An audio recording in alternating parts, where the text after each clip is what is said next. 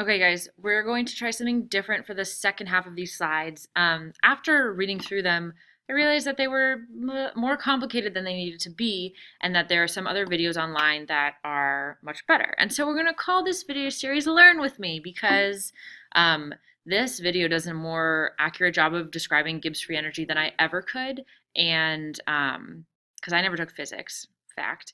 And so we're going to watch it together. I'm going to pause it and add commentary, but this is the video that you should pay the most attention to. The other one is a little bit of review. Hi, it's Mr. Anderson, and welcome to my podcast on Gibbs free energy. Whenever I get to Gibbs free energy in the year, I can see my kids' eyes gloss over and they're confused. And even William Gibbs talks about this in this quote. He said, the idea of entropy and the second law of thermodynamics will seem far-fetched and may repel beginners as it gets in the way. And so Okay, so to summarize, this is the equation for Gibbs free energy. How we determine the amount of available energy in a reaction is basically what he's saying. And that delta G is usually called free energy, but it's just saying available energy. I'd like to go back to is the old name, which it used to be called available energy.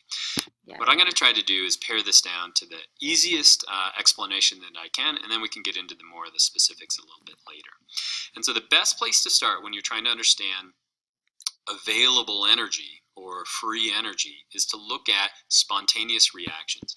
Spontaneous reactions are reactions that once you give them a little bit of a push, they'll actually go on their own.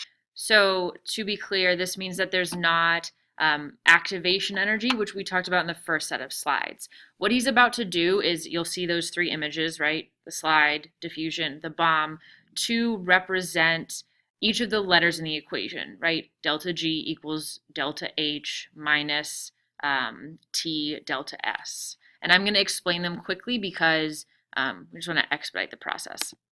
So H, or delta H, is the total amount of energy, and it's represented by a ball moving down a slide. Essentially what he shows is that delta H, also called enthalpy, so if you write in your notes delta H, or the total energy, we also call it enthalpy.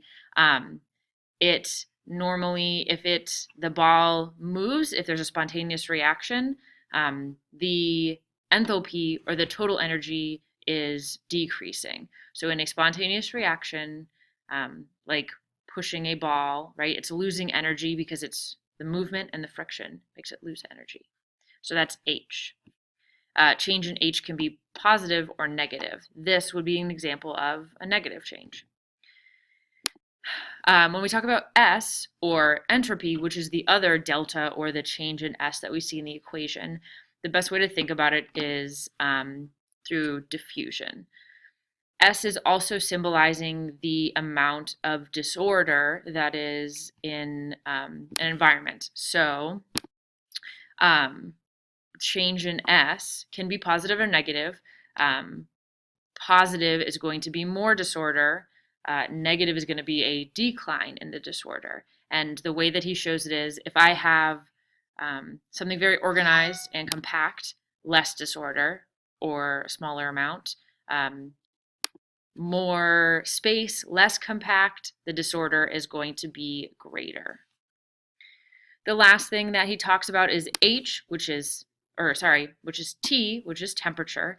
And basically, in the disorder, when we see a spontaneous reaction, we see the disorder increasing, similar to that diffusion, and then we see in a spontaneous reaction, like a bomb exploding or combustion, we see an increase in temperature. I add that temperature. And so when we talk about these spontaneous reactions, the ball moving in a spontaneous reaction, we see that H decreases, we see that S increases, and we see that there's going to be a set temperature, but it's going to be pretty hot usually. Those three spontaneous reactions. In the first one, the ball rolled down. So what happened to our increase that?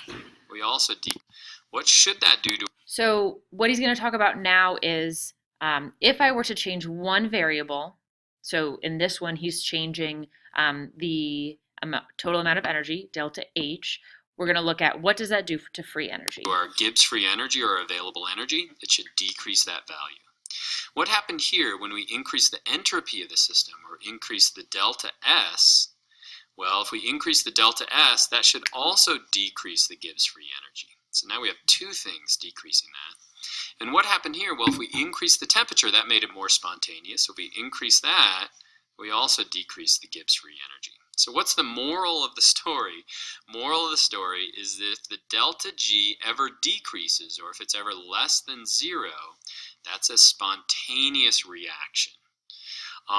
Likewise, if the delta G is greater than 0, let's turn to the next slide, that's going to not be a non-spontaneous reaction. Okay, so in summary, if the delta G is less than 0, that's a spontaneous reaction, or we call that an exergonic reaction, or an energy-releasing reaction. Not to be confused with if it's greater than 0, that's an endergonic reaction.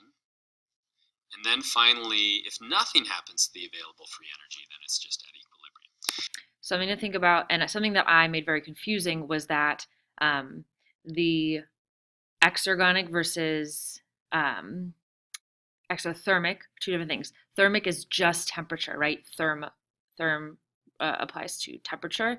Exergonic and endergonic have to do with free energy or the available energy. The quintessential example of a spontaneous reaction in life is going to be cellular respiration. Photosynthesis is an example of an endergonic reaction. And so let's talk about each of those. So let's say we're doing cellular respiration. So what I said earlier is that glucose has a certain amount of energy within the bonds. And so let's do cellular respiration. So I take in sugar, my body is going to combine that with oxygen, we're going to convert that to carbon dioxide and water. So let's animate and see what happens. Wow, so a lot of stuff happens. So let's go back. So first of all, let's look at the entropy of the system. What happened? Did it become more or less ordered? Less. Seems like it became more random, for sure. What happened to the enthalpy of the system? Well, we're releasing energy. So we have energy out here, so we've released energy. That means that the total energy that was contained within those bonds has actually decreased. And so you can look at the value right down here. The delta G of cellular respiration is negative 686 kilocalories. So we should think about, if this is negative, what type of reaction is it? So you would look back at those slides. Per mole. That means if you had about 1/3 of a pound of glucose or sugar, you were to break that down in your body, you would release about 686 calories, big C, of energy. So we call that an exergonic reaction, or it's releasing energy. Now we can actually plot that on a energy diagram. So glucose itself had a certain amount of free energy to start with, but in this cellular respiration, we end up with less energy. So this is a spontaneous or an exergonic reaction. Now, it doesn't just explode into flames, the sugar that's sitting on your counter or the sugar that's inside your body. And so in order to get that to work, you have to put a certain amount of energy into the system. Energy and that amount of energy we call activation energy. And so if you look back to the first 3 examples I gave you, the ball just didn't roll down the slide on its own. You had to push it. And the cherry bomb just didn't explode on its own. You had to add a little bit of energy to that. We call that activation energy. But there's a net loss in energy. And so we call that an exergonic reaction. Let's think about photosynthesis. What do you need for photosynthesis? Really only 3 things. Carbon dioxide, water, and sunlight. 4 things, because you also need plants. And so in photosynthesis, what happens? Well, we store that energy in glucose. So it becomes and so more if we orderly. look at our delta G value, it's a positive, or we call that an endergonic reaction. If we were to actually draw the energy diagram of that, we have a lower amount of energy to start with, a greater amount of energy at the end. And so we're storing energy, and then it has more energy at the end in the form of that glucose. Now, where do we get the activation energy? In photosynthesis, we get that from the sun. And so those 2 reactions, releasing energy and storing energy, allow life to exist. But our day-to-day life doesn't use glucose, or we do use glucose, but our second-to-second kind of a functioning doesn't use glucose. We actually use something called ATP. And so ATP, or adenosine triphosphate, is the energy coinage of our cells. It's what you're using right now. We can store it as energy, and then we can kind of cash it in. So let me show you what happens. ATP is broken down into ADP, and it releases a certain amount of energy. So if we look at the delta G right here, we should be thinking, what type is that exergonic or endergonic reaction right now? If we look at that, the breakdown of ATP to ADP, or adenosine diphosphate, it only has two phosphates right here, plus a phosphate group, is a exergonic, or the delta G value is going to be negative. If we go back and convert that ADP back into ATP, now you can see right here that our delta G value is actually positive. Or if we break it, we release energy, and then we can store that again when we make ATP again. And so right now, when you move your finger like this, what's actually powering that muscle is ATP releasing energy. It allows that muscle to contract, and then we can do that over and over and over again. And so you use respiration to get energy, but we actually store that in ATP over time. So what is the secret of life, and how does all of this work?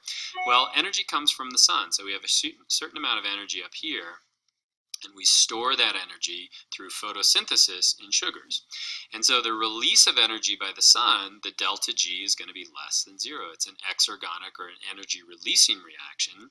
But photosynthesis is going to have a delta G value that is greater than 0. In other words, it requires energy, and it pairs that to the energy coming from the sun. Next, we make bread out of that, and then through cellular respiration, we are going to release energy. So the delta G value now is less than 0. We use that to store ATP.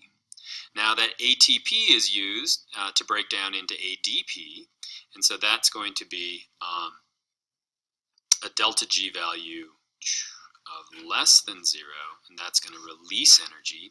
But to convert that ADP back into ATP, it's going to be a delta G value greater than 0.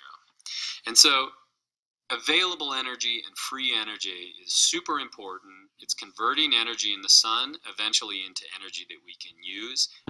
Okay, I'm going to pause here and wrap things up. I'm going to link this video if you want to watch it without my commentary, or if you find me excessively annoying, or if you want to watch it in full.